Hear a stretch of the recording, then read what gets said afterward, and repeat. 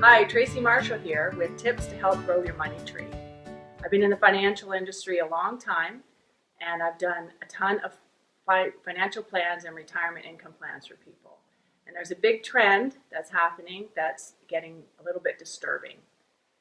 Debt is starting to collide with people's retirement plans. In fact, in 2010, 40% of retirees retired with debt.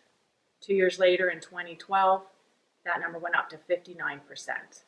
And over the last couple of years, debt has grown for retirees up an increase of 36%. For the average Canadian household, for every dollar in income that they bring in, there's $1.63 in debt. So this is something we really have to get under control. Most of this debt is on credit cards and lines of credit. One quick calculation you can do to test yourself is your personal debt should not be more than 3 times your annual gross income. So if you're in $100,000 in income, you shouldn't have more than $300,000 in debt.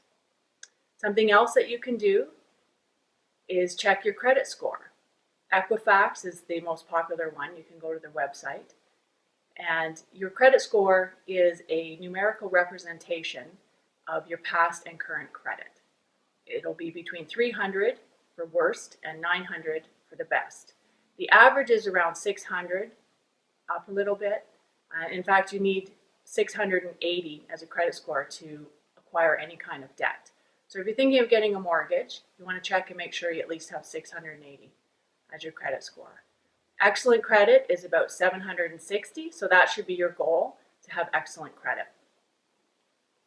Something else you can do is pay off your credit cards at the end of every month. I know everybody has heard this, and it's not your fault. We grew up with parents that went through the Depression and never talked about money. Credit cards never came out and available to the public until 1958. So if you're a baby boomer and you have credit cards, you are one of the first generations to be dealing with this problem. If you can't pay off your credit card or your other debt on a monthly basis, you should keep your balances below 70%. So if your level is $10,000, then don't have it more than $7,000 owing. Okay, so something else you can do is keep the inquiries low. So you don't want a lot of inquiries on your credit bureau. So when you go to Canadian Tire or you go to the Bay and they tell you you're going to get an extra 15% off if you apply for their credit card, the answer is no. By applying too many times, it will reduce your credit score and it affect you in the long run. Another issue is people have too many debts. They're spread out in too many places. They have a mortgage, a line of credit, credit cards, a car payment or two, depending on the family situation. And you really want to try to unify your debts down. When you have too many debts, you don't see the whole picture, and people tend to not realize actually how much debt they're carrying. The other thing you want to make sure is not to let the interest rate tail wag the dog. I hear so many times when people are applying for a mortgage about rate. We all know that 3 is less than 4. We're programmed that way. But the real issue when you're dealing with interest rates and your mortgage is the cost of amortization. By spreading out the cost of your mortgage over a 25-year period, you're going to pay thousands of dollars in more interest than you would if you were to reduce that. Another trap people get into is upon renewal of their mortgage, they consolidate their debts and they get into a negative compounding effect. So they take their credit card debt and they roll it into their mortgage, and they take their line of credit, roll it into their mortgage, and they extend out the amortization and end up paying way too much over the lifetime of the mortgage in interest.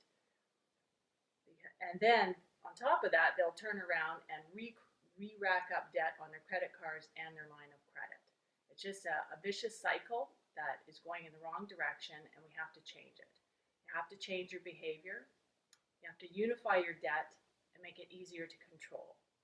You have to look at your household finances like a family business and structure it in a way that you're profitable, paying off your debts and increasing your wealth.